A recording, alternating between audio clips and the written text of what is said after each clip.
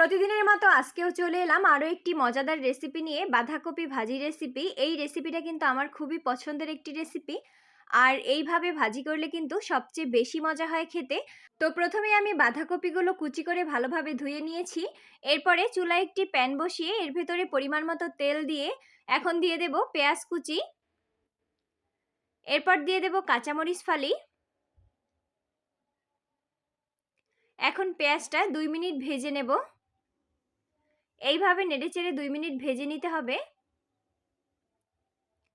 এইভাবে ভাজি করলে কিন্তু খেতে সবচেয়ে বেশি মজা হয়। আপনারা কিন্তু অবশ্যই বাসায় একবার হলেও ট্রাই করে দেখবেন, খুবই ভালো লাগবে।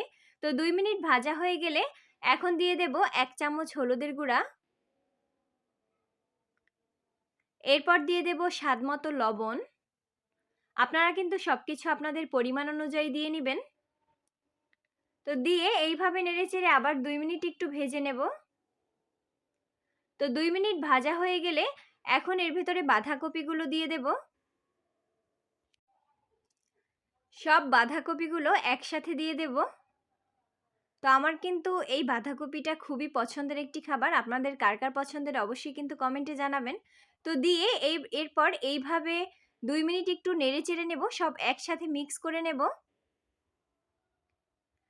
এরপর একটা ঢাকনা দিয়ে ঢেকে প্রথমে 5 মিনিট একটু জাল করে নেব।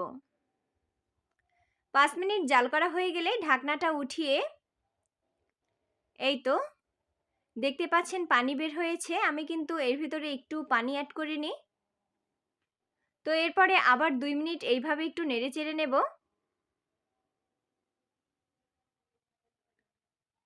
আমার বাসার সবাই কিন্তু এই বাঁধাকপি ভাজিটা খুবই পছন্দ করে। তো এরপরে আবার একটা ঢাকনা দিয়ে ঢেকে 20 মিনিট জাল করে নেব।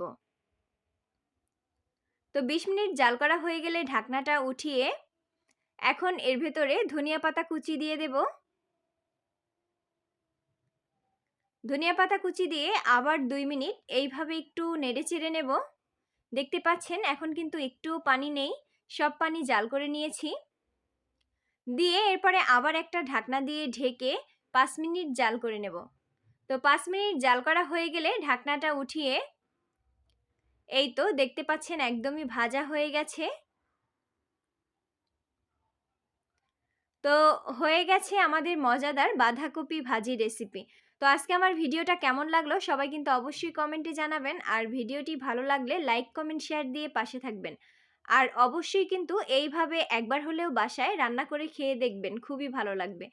তো যারা ইউটিউব চ্যানেল থেকে দেখছেন অবশ্যই সাবস্ক্রাইব করে দিবেন, আর যারা পেজ থেকে দেখছেন ফলো করে দিবেন। আল্লাহ হাফেজ।